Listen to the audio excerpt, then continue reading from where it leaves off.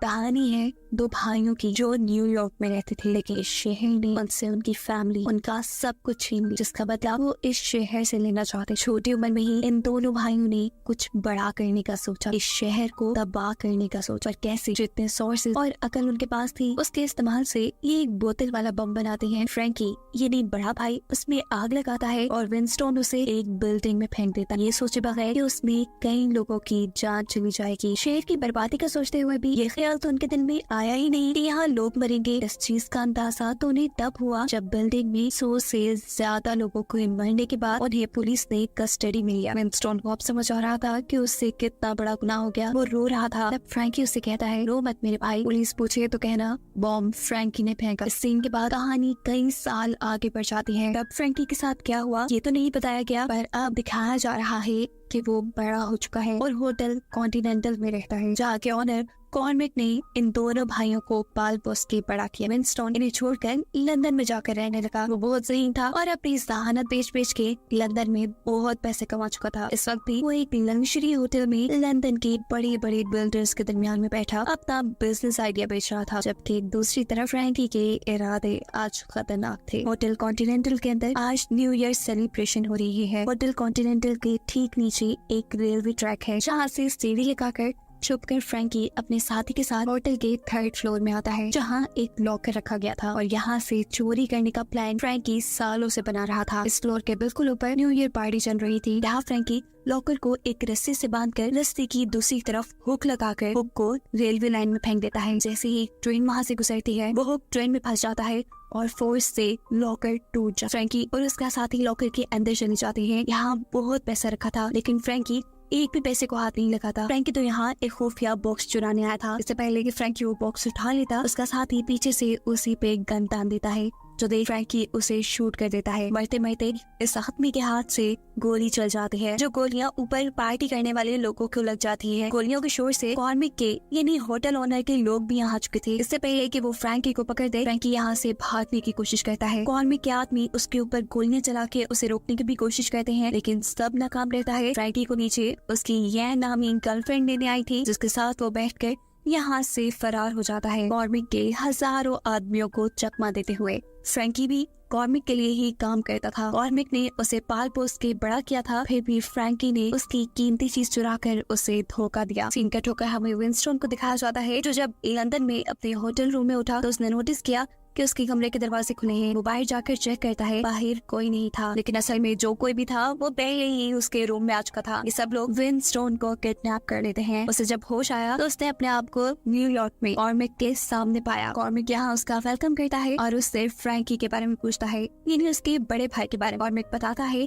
कि फ्रैंकी ने मेरी बहुत ही कीमती चीज चुरा ली है, लेकिन इस टाइम विंस्टन को फ्रैंकी के बारे में कोई खबर नहीं थी। उसकी बातों पे भरोसा करते हुए कॉर्मिक उसे छोड़ तो देता है, लेकिन अपने आदमियों को उस पर खास नजर रखने का काम दे देता है, क्योंकि वो जानता था कि अब विंस्टन फ्रैंकी के पास ही जाएगा। विंस्टन और कॉर्मिक के अलावा भी कोई फ्रैंकी को ही ढूंढ रहा था, और ये थी एक लेडी पुलिस केडी। फ्रैंकी को ढूंढने के लिए वो कुछ वेपन डीलर्स के ऊपर भी नजर रखती थी, क्योंकि फ्रैंकी पहले इनके साथ भी काम कर चुका था। ये वेपन डीलर्स, जिसमें माइल्स और रू बहन भाई हैं और लेमी उनका दोस्त है, वो चाइना टाउन में अकेले ही अमेरिकन थे, इसीलिए चाइना टाउन के चाइनीज आए दिन उन्हें परेशान करके रखते थे। पेरिस के फौरन बाद दोबारा विंस्टन को हम देखते हैं, जो चार्ली के पास गया है। चार्ली एक लोकल गैंगस्टर है, साथ ही फ्रैंकी और विंस्टन का बचपन का दोस्त भी। वो विंस्टन से पूछता है, तुम यहाँ क्या कर रहे हो? तुम तो लंदन ही चले गए थे। जवाब में विंस्टन कहता है, अरे हाँ यार गया तो था, लेकिन फ्रैंकी ने दोबारा गड़बड़ कर दी है। उसने कॉर्मिक की कोई कीमती चीज चुरा ली है और उसके बदले में उसके आदमी मुझे उठाकर यहाँ ले आए और खुद फ्रैंकी गायब हो गया है। चार्ली तो क्या, चार्ली की आदमी भी नहीं जानते थे कि फ्रैंकी कहाँ होगा, पर यहाँ विंस्टन के लिए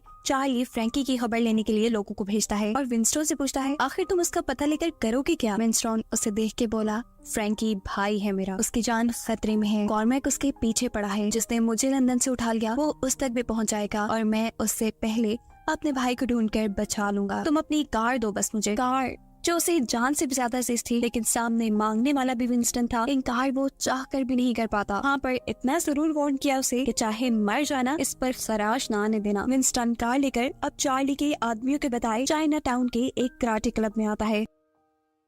इंफॉर्मेशन के मुताबिक फ्रैंकी को बहुत मर्तबा जैन नामी लड़की के साथ यहाँ देखा गया था। देखने में ये कराटे क्लब असल में वेपन डीलर्स का अड्डा था, जहाँ सबसे पहले उसे लू मिलती है। इधर उधर की बात करने के बाद जैसे ही पॉइंट पर आकर विंस्टन उससे फ्रैंकी के बारे में सवाल करता है तो नाम सुनते ही लू ऐसे गुस्से में आई जैसे फ्रैंकी उनकी भी चोरी करके गया हो। अचानक ही यहाँ चलने वाली गोली की आवाज पर विंस्टन को कुछ गड़बड़ी महसूस होती है। वो लू को गन पॉइंट पे लेकर अंदर चलने को कहता है। उसे लग रहा था कि फ्रैंकी अंदर खतरे में है, लेकिन अंदर का माहौल तो उसकी सोच से बिल्कुल अलग था। यहाँ पे वेपन डीलर माइल्स बड़े ही रिलैक्स अंदाज में अपना काम कर रहा था। विंस्टन के उससे फ्रैंकी के बारे में पूछने पर वो जवाब देता है, तुम क्या, हम तो खुद फ्रैंकी को ढूंढ रहे हैं। उसकी वजह से हमारा खूब नुकसान हुआ। हम उसके साथ एक खतरनाक गैंग से उसी के भरोसे डील करने जा रहे थे, पर वो एंड टाइम पर हमें धोखा देते हुए आया ही नहीं। वो खतरनाक गैंग हमसे सारे वेपन्स लूट कर ले गए और हमारा बहुत बड़ा नुकसान हुआ। विंस्टन को परेशान खड़ा देखकर माइल्स उसे कहता है कि तुम जितने भी कोशिश कर लो, तुम क्या, कोई उसे नहीं ढूंढ पाएगा। याद रखना, फ्रैंकी वो बंदा है जिसे जब तक वो खुद ना चाहे कोई नहीं ढूंढ सकता। विंस्टन कुछ सोचते हुए माइल्स से एक गन मांगता है। हैरानकुन तौर पे माइल्स उसे गन दे भी देता है। गन लेने के बाद वो यहाँ से चला गया, जिसके बाद अब सीन कट होकर हमें एक नए कैरेक्टर को दिखाया जा रहा है। ये मास्क लेडी भी फ्रैंकी को ही ढूंढ रही है उसके चुराए बॉक्स के लिए। इस टाइम उसने चोरी में फ्रैंकी के साथी को बंदी बनाया हुआ था, जो उस दिन फ्रैंकी के हमले से बच गया था। मास्क लेडी उसे टॉर्चर करवाकर फ्रैंकी और उस बॉक्स का पूछ रही थी, लेकिन इसे तो क्या, शहर में किसी को फ्रैंकी का कुछ पता नहीं था। विंस्टन भी शहर की हर गली में फ्रैंकी को ढूंढ रहा था। तभी उसे अचानक दीवार पे लगे फिल्म के पोस्टर से कुछ याद आया। वो अपनी कार को तेजी से घुमाते हुए एक पुराने सिनेमा में जाता है, जहाँ उसे अकेला बैठा फ्रैंकी नजर आ जाता है। वो मूवी देख रहा था। वहाँ जाने पे पता चला कि ये तो एक स्टैचू है जो पीछे से बिल्कुल फ्रैंकी जैसा था। अचानक एक रस्सी का फंदा उसके गले में गिरता है और उसे ऊपर की तरफ खींच लेता है। अभी तो उसके होशियारी से रखे हुए गर्दन और रस्सी के दरमियान हाथों ने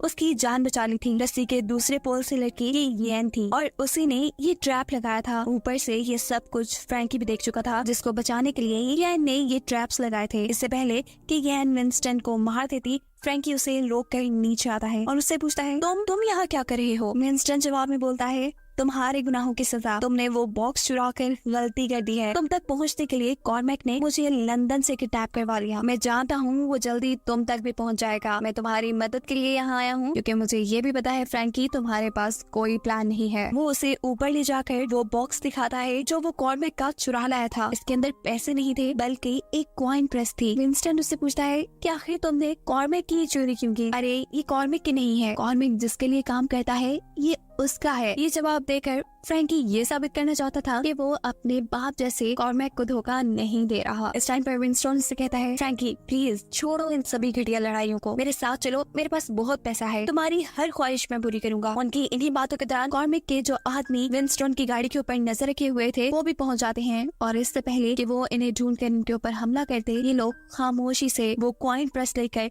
यहाँ से निकल जाते हैं। रास्ते में येन विंस्टन पर बहुत ज्यादा गुस्सा थी, क्योंकि उसे लग रहा था कि ये सारी मुसीबत उसकी वजह से आई है। ये लोग अब चार्ली के पास जा रहे थे, क्योंकि ये लोग ये बात जानते थे कि चार्ली के अलावा कोई भी इनकी मदद नहीं करने वाला था। चार्ली के पास पहुँचते ही चार्ली इनसे मिलने से पहले अपनी कार को संभालता है, बाद में इनका वेलकम करता है। दूसरी तरफ जब ये बात कॉर्मेक को पता चलती है कि इस मर्तबा भी उसके आदमियों से फ्रैंकी बचकर भाग गया, तो अब वो गुस्से में अपने सेक्रेटरी को 2 शार्प शूटर बहन भाइयों को हायर करने का ऑर्डर दे देता है। यहाँ पर विंस्टन और फ्रैंकी दोनों बहस कर रहे थे। फ्रैंकी नहीं चाहता था कि उसका भाई दोबारा इस अजीबोगरीब दुनिया में आए, जहाँ पर बस क्राइम्स ही क्राइम्स हैं। पता चलता है कि चार्ली ने इन्हें जहाँ रखा हुआ था, इनकी लोकेशन के बारे में चार्ली का ही एक आदमी कॉर्मेक को खबर कर देता है। कॉर्मेक उसे कहता है किसी भी हाल में उन्हें यहाँ से भागने न देना, लेकिन फ्रैंकी और विंस्टन तो कार में बैठ चुके थे, वो सिर्फ येन का ही इंतजार कर रहे थे। वो उनकी गाड़ी के सामने आकर उन्हें रोकने की कोशिश करता है, लेकिन सही वक्त पर येन यहाँ आकर इस आदमी को मार डालती है। इतने में यहाँ पर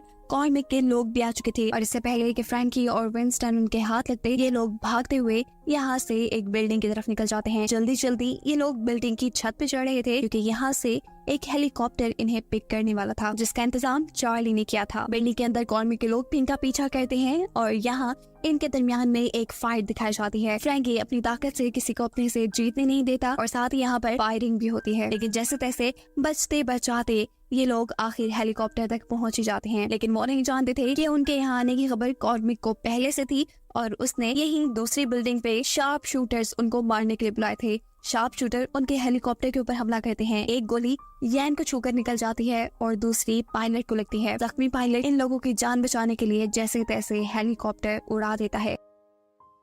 फाइनली अब ये लोग आजाद थे, ये लोग कहीं भी जा सकते थे, लेकिन हेलीकॉप्टर में फ्रैंकी इन दोनों से कहता है कि नहीं, ये सब खत्म नहीं हुआ। कॉर्मिक मुझे पूरी दुनिया में कहीं से भी ढूंढ लेगा, जैसे उसने तुम्हें लंदन से ढूंढ निकाला, और ये सब खत्म मुझे ही करना होगा। ये कहते ही वो बॉक्स लेकर हेलीकॉप्टर से जंप कर देता है। जंप उसने उसी बिल्डिंग पे की थी जहाँ से उनके हेलीकॉप्टर ने फ्लाई किया था, और दूर खड़ी शार्प शूटर यहाँ बिना वक्त जाया किए उसे शूट कर देती है। विंस्टन हेलीकॉप्टर से ये सब कुछ देख रहा था। उसे अब अपने भाई के मरने का गम सताने लगा था और उसके अंदर बदले की आग जल गई थी। यहाँ दिखाया जाता है कि कॉर्मिक को वो बॉक्स मिल गया जिसके वो पीछे पड़ा हुआ था, लेकिन बॉक्स के अंदर उसे कॉइन प्रेस के बजाय एक स्टैचू मिलता है, और ये देख वो बुरी तरह गुस्से में आ चुका था। पता चलता है कि विंस्टन भी ये शहर छोड़कर नहीं गया, वो अब वेपन डीलर्स के कराटे क्लब आ चुका था, और वो इनसे कहता है कि मुझे वेपन्स चाहिए, बहुत सारे वेपन्स। माइल्स उन्हें अपने पास रख लेते हैं। यैन का यही इलाज शुरू हो जाता है, जबकि विंस्टन फ्रैंकी की आखिरी रस्में पूरी करता है। यहीं पर माइल विंस्टन से पूछता है कि कॉर्मैक को जो बॉक्स मिला वो खाली था, क्या ये बात सच है? और अगर ये बात सच है तो वो हमारे पीछे जरूर आएगा।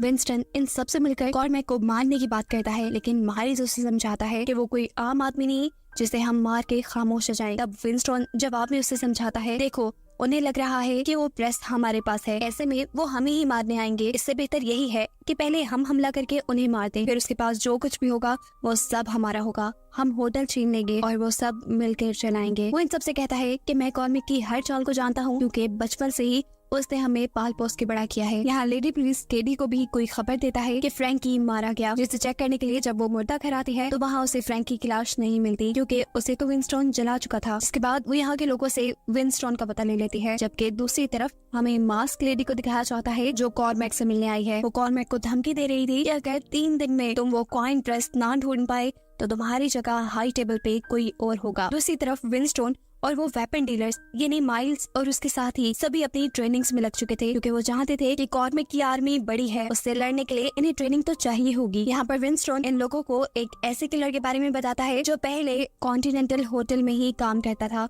लेकिन अब वो रिटायर हो चुका था। विंस्टन उसे अपनी टीम में शामिल करना चाहता था क्योंकि वो बहुत ही अच्छा स्नाइपर था। विंस्टन की बातें सुनने के बाद ये आदमी उसके साथ जाने को नहीं मान रहा था, क्योंकि कॉर्मैक को मारना कोई आम बात नहीं थी। लेकिन यहाँ विंस्टन अपनी बातों का जादू इस्तेमाल करते हुए आखिर उसे अपने साथ शामिल होने के लिए मना ही लेता है। इसके बाद विंस्टन किसी औरत से मिलने के लिए जाता है, जिसके पैलेस में जाते ही बहुत से लोग उसे मारने वाले थे, लेकिन वो औरत रोक देती है। इस औरत को विंस्टन का नाम पता था। उससे पूछती है कि तुम यहाँ क्या लेने आए हो? विंस्टन से कहता है, मेरे पास बहुत पैसा है, आप जितना चाहे मांगे, लेकिन इस वक्त मुझे आपकी आर्मी की जरूरत है। जवाब में औरत कहती है, पैसा तो मेरे पास भी बहुत है, लेकिन मैं पैसे के लिए नहीं, इमोशंस के लिए लोगों की मदद करती हूँ। बताओ तुम्हारी स्टोरी क्या है? विंस्टन की स्टोरी में इस्लामी इस औरत का दिल छू लेती है और ऐसे ये उसकी मदद को तैयार हो जाती है, अपनी आर्मी देने को तैयार हो जाती है, जो आर्मी उनका कॉर्मैक को मारने वाले मिशन में साथ देगी। इतनी देर में यहाँ पर कॉर्मैक के आदमी भी पहुंच चुके थे विंस्टन का पीछा करते हुए, लेकिन 3 सेकंड से भी कम के टाइम में इस्लामी इस लेडी की आर्मी उन सबको खत्म कर देती है। इसके बाद विंस्टन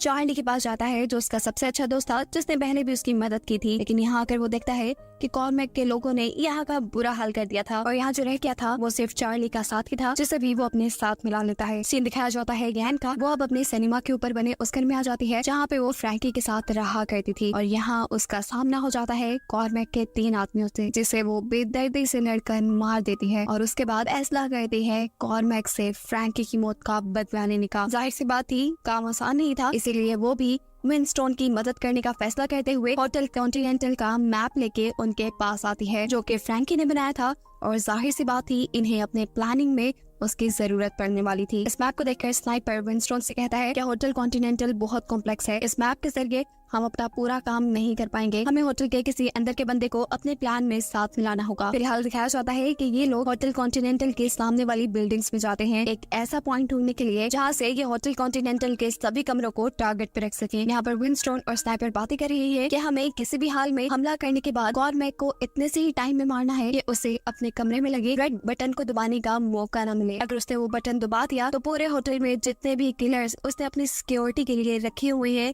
वो सब के सब एक्टिव हो जाएंगे।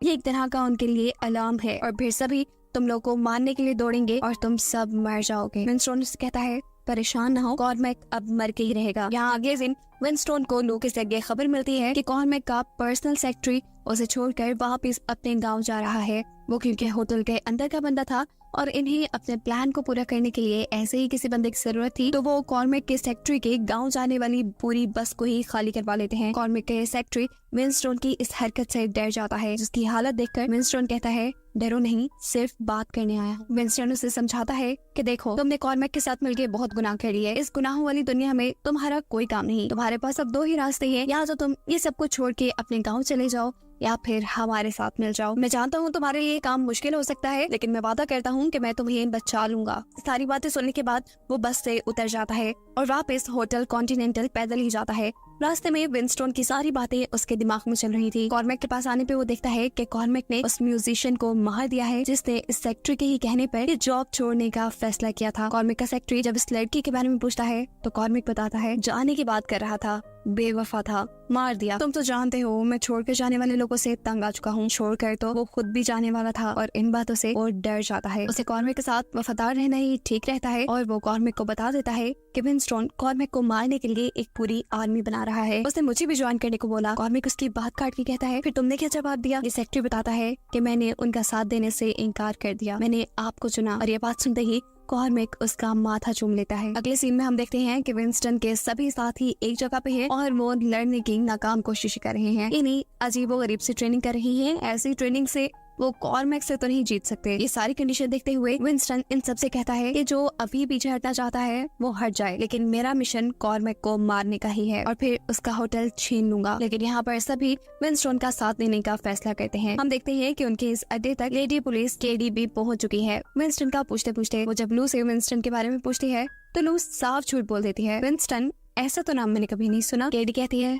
झूठ नहीं बोलो, मैं जानती हूँ तुम्हें क्या पता है और क्या नहीं। ये मेरा कार्ड रखो, अगर इरादा बने कुछ बताने का तो बता देना। दूसरी तरफ वो बूढ़ा स्नाइपर जो विंस्टन का साथ दे रहा था वो मैकेनिक बन के एक औरत के घर जाता है जो होटल कॉन्टिनेंटल के बिल्कुल सामने था। इस घर की विंडो से होटल कॉन्टिनेंटल के सभी कमरे टारगेट में आ रहे थे। उसे यकीन हो जाता है कि वो अपना काम यही पूरा कर पाएगा। अपना मिशन पूरा करने के लिए ये उनके लिए बेस्ट जगह थी। सीन कट होकर दिखाया जाता है कि कॉर्मैक का सेक्रेटरी शार्प शूटर बहन भाइयों को लेकर उसी बस के पास आया है जिस बस को हाईजैक करके विंस्टन ने उससे बात की थी। वो इस बस वाले से पूछते हैं बताओ तुमने विंस्टन को कहाँ उतारा? ये ड्राइवर कहता रह जाता है कि मैंने उन्हें रोड साइड पे उतार दिया, मुझे नहीं पता उनके ठिकाने का। और ये जवाब सुनते ही शार्प शूटर उसे बेदर्दी से मार देते हैं। असल में ये लोग विंस्टन को ढूंढकर मारना चाह रही हैं, वो भी कॉर्मैक के कहने पे। विंस्टन काफी परेशानी में था क्योंकि उसका प्लान पूरा करने के दिन करीब आते जा रहे थे। दूसरी तरफ कॉर्मैक कौन से सुकून से बैठा था। उस कॉइन प्रेस के ना मिलने की वजह से अपर टेबल उसे इस होटल से फारिग कर देना चाहती थी, लेकिन ये उसे बिल्कुल बर्दाश्त नहीं था।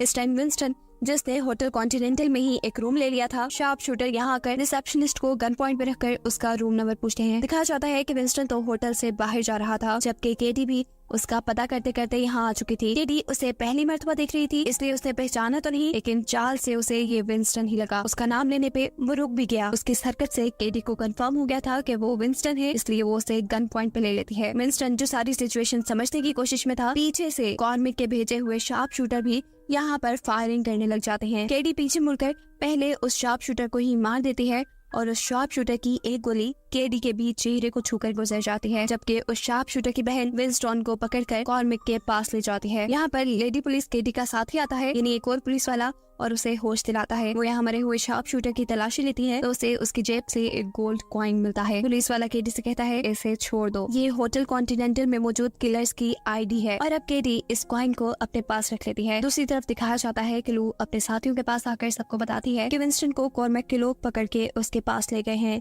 यानी अब वो टाइम आ चुका है जिसके लिए हम तैयारी कर रहे थे, यानी जंग का वक्त। यहाँ केडी दोबारा होटल कॉन्टिनेंटल जाती है और किलर की आईडी दिखाते हुए अपने लिए यहाँ एक रूम ले लेती है। विंस्टन अब कॉर्मैक के सामने था। कॉर्मैक उसके बाल पकड़ के उससे पूछ रहा था बताओ वो प्रेस कहाँ पे है? विंस्टन कहता है मैं नहीं जानता, वो प्रेस फ्रैंकी ने ही कहीं छुपाई है और वही है जो मरने के बाद भी आपको तंग कर रहा है। उसकी बातें सुनकर कॉर्मैक को गुस्सा आ चुका था। वो अपने आदमियों को विंस्टन को यहाँ बिल्डिंग से नीचे गिराने के ऑर्डर दे देते हैं। ठीक इसी वक्त हम सामने वाली बिल्डिंग में विंस्टन के स्नाइपर साथी को देखते हैं जो विंस्टन को बिल्डिंग से गिराने वाले आदमियों को धड़ाधड़ शूट करके मार देता है। इससे पहले कि वो कॉर्मैक को शूट करता, कॉर्मिक नीचे लेटते हुए पीछे की तरफ मुड़ता है और जल्दी से अपने टेबल की तरफ जाकर रेड बटन दबाने की कोशिश करता है, जिसका मतलब था कि वो खतरे में है और सभी किलर्स अलर्ट हो जाएं। लेकिन रेड बटन को दबाने पर यहाँ कुछ नहीं होता। उसकी गन भी टेबल के नीचे नहीं थी, जो कि अब उसके सेक्रेटरी के हाथ में थी। ये देखकर कॉर्मिक गुस्सा हो जाता है और उसे कहता है कि तुमने मुझे धोखा दिया। उसका सेक्रेटरी से आर्मर रूम की चाबी मांगता है और कॉर्मिक कहता है हिम्मत है तो लेके दिखाओ। विंस्टन अब उससे कह रहा था कि शूट करो इसे, लेकिन उसका सेक्रेटरी उसे शूट नहीं कर पाता क्योंकि वो इतने साल उसका वफादार रहा था। और इस चीज का फायदा उठाते हुए कॉर्मिक यहाँ से बाहर जाकर यहाँ का दरवाजा बंद कर देता है, यानी इन दोनों को इसी कमरे में बंद कर देता है। वो अब गुस्से से पागल हो रहा था और चलते हुए बड़बड़ा रहा था, देखना मैं तुम्हारा क्या हासिल करूंगा, तुम्हें इतनी बुरी मौत दूंगा कि तुम अपने पैदा होने पे पछताओगे। इसी दौरान हम देखते हैं कि माइल्स और उसके सभी साथी होटल में अलग-अलग जगहों से एंट्री करते हैं, जबकि यैन होटल की रिसेप्शनिस्ट को गन पॉइंट पे ले लेती है और सबसे पहले शार्प शूटर्स के बारे में पूछती है जो फ्रैंकी के कातिल थे, जिन्होंने फ्रैंकी को शूट किया था। लैमी यानी माइल्स का साथी भी छत से होटल के अंदर आता है और आते ही यहाँ 2 किलर्स को मार देता है। लू जो कि इस टाइम अपने ही कराटे क्लब में थी, यानी अपने वेपन्स वाले एरिया पे, तब एक छोटा सा चाइनीज बच्चा उसके पास आता है और उसे कहता है कि तुम यहाँ से भाग जाओ क्योंकि हमारे मास्टर यहाँ तुम्हें मारने आ रहे हैं। वजह ये थी कि उसने कभी चाइनीज टाउन के चाइनीज की बात नहीं मानी थी और कुछ दिन पहले भी चाइनीज से किसी छोटी सी लड़ाई की वजह से उसने चाइनीज का दिया हुआ सिगरेट काउंटर अपनी शॉप से बाहर फेंक दिया था। वो यहाँ से निकल नहीं रही होती है कि उसके सामने चाइनीज ग्रुप आ जाता है। इनमें से एक आदमी लू से कहता है कि मेरे पास तुम्हारे डैड की एक निशानी है, इसे रखो और चुपचाप इस जगह को खाली करके यहाँ से चली जाओ, अगर बाद में यहाँ दिखी तो तुम मारी जाओगी। उसके ये कहते ही उसके सारे आदमी लू के कराटे क्लब में जाकर हर चीज तोड़ने फोड़ने लगते हैं। सीन कट होकर विंस्टन को दिखाया जाता है जो कि अभी तक कॉर्मिक के रूम में बंद है। वो क्योंकि जख्मी था इसलिए सेक्रेटरी उसे एक पेन किलर इंजेक्शन लगाता है। अचानक बिल्डिंग में रेड अलार्म्स बजने लगते हैं, जिसका मतलब था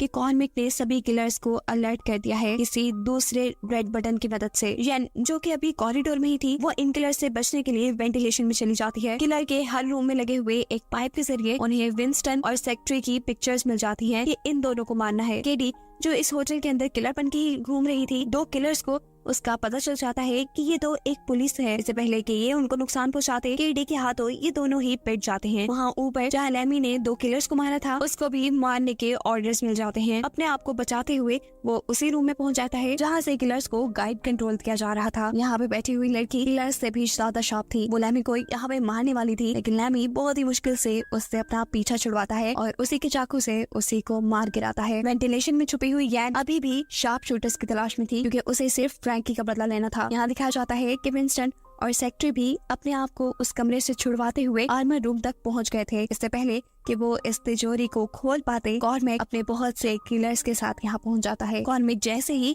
यहाँ पे शूट करने को ऑर्डर देता है तो विंस्टन भी किसी को इशारा करता है और दिखाया जाता है कि किलर्स एक दूसरे पे ही गन तान देते हैं। विंस्टन अब कॉर्मिक को तिजोरी खोलने का इशारा करता है, लेकिन कॉर्मिक यहाँ चालाकी करता है, तिजोरी में चाबी डालकर चाबी ही तोड़ देता है ताकि ये खुले ही ना। और एकदम से यहाँ की लाइट्स ऑफ हो जाती हैं। धड़ाधड़ गोलियां चलने की आवाज आती है और जैसे ही लाइट ऑन होती है तो दिखाया जाता है कि सभी किलर्स ने एक दूसरे को मार दिया। यहाँ लू जो कि उस चाइनीज बच्चे के साथ बैठी हुई थी, अपनी डैड की निशानी मिलने के बाद उसके लिए अपना यह अड्डा कुछ भी नहीं था। वो अपने और अपने भाई की पूरी दुनिया यानी ये जगह अपने हाथों से एक रिमोट कंट्रोल बॉम्ब के जरिए तबाह कर देती है।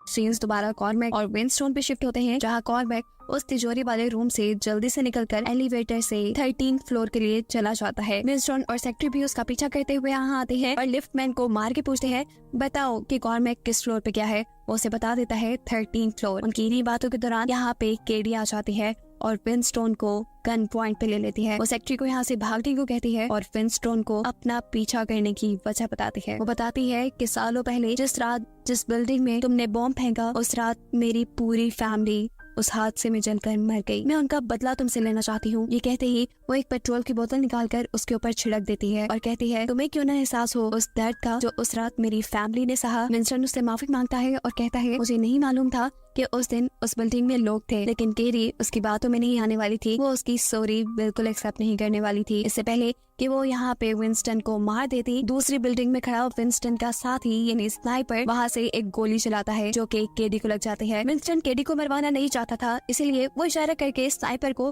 गोलियां ना चलाने को कहता है जिसके बाद वो केडी के पास आता है, उसे बिठा के वो उसे कहता है कि तुम परेशान नहीं हो, मैं तुम्हें बचाने के लिए वापस जरूर आऊंगा। यहाँ कॉर्मेक अपने कंट्रोल रूम में पहुंच चुका था, जहाँ जाकर वो माइक में ऐलान करता है कि जो भी किलर विंस्टन का सर काट के मेरे पास लाएगा उसे मैं $2 मिलियन दूंगा। यह अनाउंसमेंट विंस्टन भी सुन चुका था। विंस्टन परेशान हो जाता है। इसके बाद सेक्रेटरी उसे कहता है तुम परेशान ना हो, मैं तुम्हारी मदद करूंगा, क्योंकि इसके पीछे रीजन तुम या मेरा कोई कॉर्मेक से बदला नहीं बल्कि तुम्हारा भाई है। फ्रैंकी मेरे बड़े भाइयों की तरह था, वो मुझे बड़े भाइयों की तरह ट्रीट करता था और अक्सर समझाता था कि तुम निकल जाओ इस दुनिया से। उसने तो मुझे बहुत से हथियार भी दिए थे अपने बचाव के लिए। वो यहाँ एक पोस्टर फाड़ता है जिसके पीछे कबर्ड में से बहुत से वेपन्स निकलते हैं। वो इन हथियारों में से कुछ हथियार विंस्टन को भी दे देता है, जबकि बाहर दिखाया जाता है कि $2 मिलियन के लालच में किलर्स आपस में ही लड़ने लगे। यहाँ यान को भी वो लोग दिख जाते हैं जिसका वो बेसब्री से इंतजार कर रही थी। वक्त रहते ही वो वेंटिलेशन से नीचे उतरती है और इन दोनों को गन पॉइंट पे ले लेती है। इससे पहले कि वो इन्हें मारती, पीछे से माइल्स आ जाता है। उसका ध्यान भटकते ही ये शार्प शूटर उसे चकमा देते हुए उसके ही हाथ से उसकी गन ले लेते हैं। वो यान के ऊपर हमला कर चुके थे। ऊपर दिखाया जाता है कि लैमी को भी कंट्रोल रूम में होश आ गया था। ये कंट्रोल रूम वो था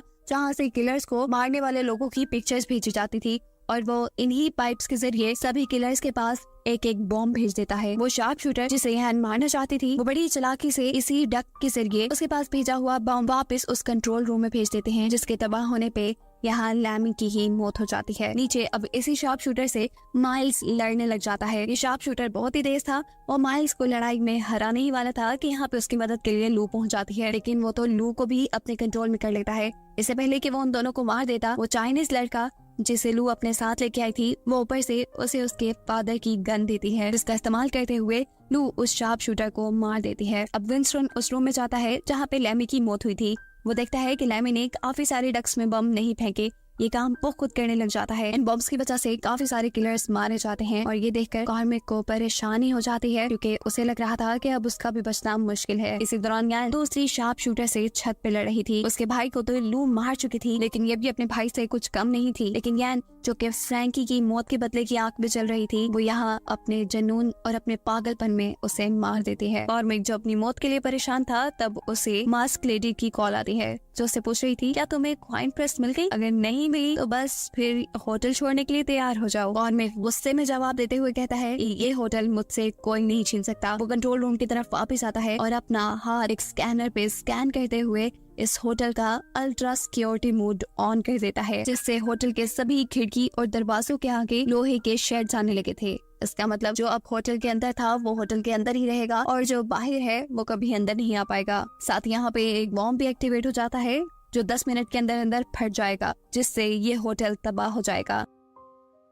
विंस्टन और कॉर्मेक का सेक्रेटरी भी उसे ढूंढते ढूंढते इसी कंट्रोल रूम तक आ चुके थे और यहाँ बॉम्ब को एक्टिवेट हुए देखकर वो ये बात जान जाते हैं कि ये बिल्डिंग कुछ ही देर में तबाह होने वाली है और बिल्डिंग के साथ साथ ये सभी लोग मारे जाएंगे। ये लोग इधर उधर कॉर्मेक को देखते हैं जो रूम में नहीं था। सीसीटीवी देखने पर पता चलता है कि वो होटल के नीचे चलने वाली रेलवे लाइन तक पहुंच चुका है, जहां उसने अपनी पर्सनल ट्रेन मंगवा ली थी और वो जल्द ही यहाँ से भागने वाला था। बिना वक्त जाया किए विंस्टन भी उसके पीछे जाता है। वो उसे हर हाल में मारना चाहता था। ये दोनों अब आपस में ही लड़ रहे थे।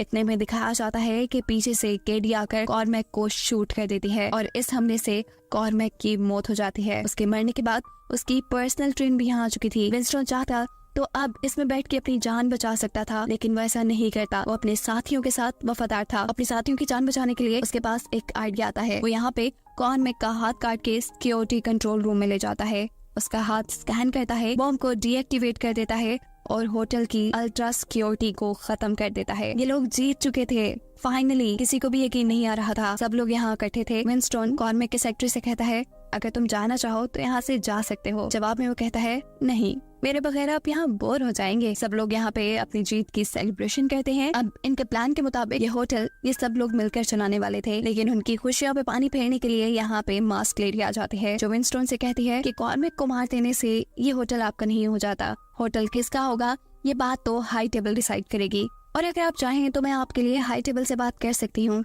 विंस्टन बच्चा थोड़ी था, वो जानता था कि ये लेडी खुद भी ये होटल हासिल करना चाहती है। वो उस लेडी से कहता है नहीं, इसकी जरूरत नहीं, मैं खुद हाई टेबल से बात कर लूंगा, फिलहाल आप अपनी फिक्र करें। अब मास्क लेडी उसे कहती है कि तुम हाई टेबल से बात नहीं कर सकते, बस मैं उनसे बात कर सकती हूँ। ये सुनते ही विंस्टन उसे गोली मार देता है और कहता है अब मैं भी उनसे बात कर सकता हूँ। इस सारी कहानी के अंदर अब ट्विस्ट ये आता है कि जिस प्रेस के पीछे ये सारी लड़ाई शुरू हुई थी वो प्रेस असल में विंस्टन के ही पास थी। विंस्टन पहले से ही इस होटल को पाना चाहता था और वो ये बात जानता था कि अगर उसे ये होटल चाहिए तो उसे ये कॉइन प्रेस हाई टेबल को देनी होगी। वो ये भी जानता था कि इस होटल को लेने के लिए कभी भी लड़ाई हो सकती है, इसीलिए उसे इसी कॉइन प्रेस का इस्तेमाल करते हुए यहाँ बहुत से कॉइन्स बनाए जो कि इस होटल के किलर्स की आईडी थी। उसने ये कॉइन मेस की आर्मी के लोगों को दिए जो पहले से पहले ही कॉन्टिनेंटल होटल के अंदर आकर रहने लगे थे। ये वही नकली किलर्स थे जिन्होंने होटल रूम के अंदर कॉर्मैक के लोगों को मारा था, जिन आदमियों ने ही असल में विंस्टन का इस जंग जीतने में साथ दिया था, जिसके बाद आखिरकार ये होटल विंस्टन का हो ही गया, जिसे दिखाते हुए ये कहानी यहाँ खत्म हो जाती है।